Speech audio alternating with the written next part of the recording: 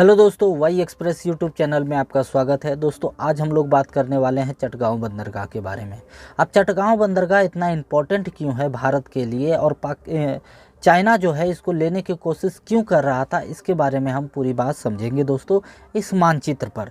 तो पहले हम लोग इस बांग्लादेश को समझ लेते हैं थोड़ा सा, क्योंकि चटगांव बंदरगाह बांग्लादेश में है दोस्तों। और यहाँ पर आपको चटगांव बंदरगाह देखने को मिलेगा। ये कहाँ पर है तो कर्णफुली नदी के तट पर ये स्थित है। बांग्लादेश की राजधानी यहाँ आपको ढाका देखने को मिल जाएगा दोस्तों। 1971 के पहले ये पूर्वी पाकिस्तान था। 1971 में ये स्वतंत्र हुआ। एग्जैक्ट डेट बोलें तो 16 दिसंबर 1971 को ये स्वतंत्र हुआ।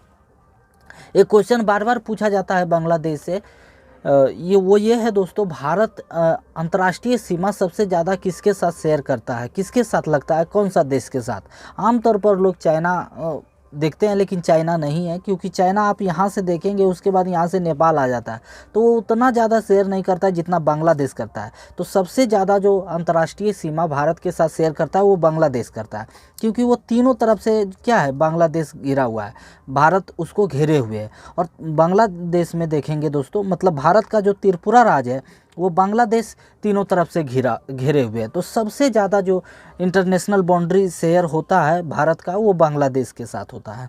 तो ये बांग्लादेश के बारे में हम लोग समझ गए दोस्तों। अब चटगांव बंदरगाह के बारे में समझते हैं। ये कर्णफुली नदी के तट पर है दोस्तों, और ये इतना इम्पोर्टेंट है कि बांग्लादेश का 80% व्यापार इसी बंदरगाह से होता है।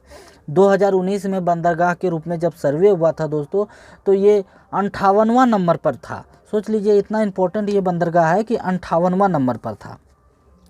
अब दोस्तों चाइना इसको लेना क्यों चाह रहा था? बहुत दिनों से चाइना इसको कोशिश कर रहा था कि इस बंदरगाह को हम यूज करें।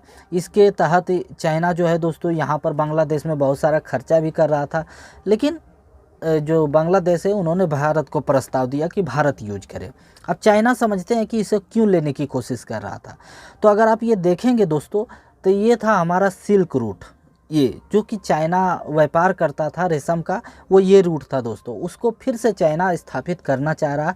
इसी के तहत उन्होंने क्या किया है दोस्तों, इसी के तहत उन्होंने जिबूती में एक सैन्य अड्डा ले रखा है। फिर पाकिस्तान का देखेंगे तो पाकिस्तान का ये ग्वादर बंदरगाह ले रखा है दोस्तों। फिर यहाँ पर देखेंगे तो मालदीव में एक द्वीप ले रखा है।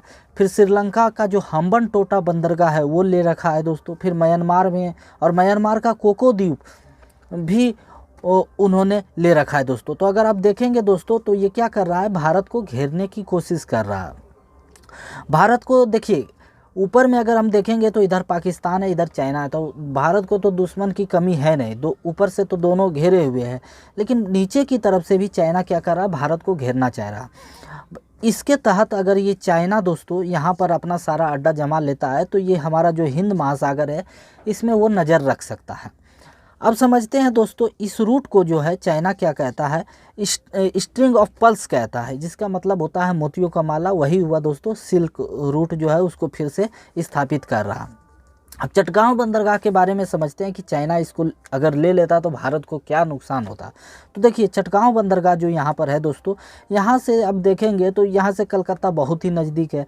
साथ ही देखेंगे तो जो श्रीहरिकोटा है दोस्तों, जहाँ से हमारा प्रक्षेपण केंद्र है, मिसाइल लॉन्च किया जाता है, प्रक्षेपण किया जाता है, वहाँ से देखेंगे तो ज़्यादा दूरी पर नहीं है।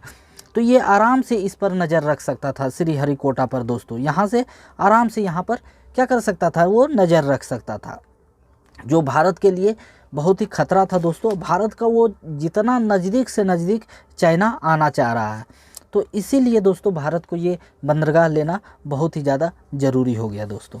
तो उम्मीद करते हैं कि ये वीडियो आपको पसंद आया होगा दोस्तों। मिलते हैं एक नए वीडियो में नए टॉपिक के साथ।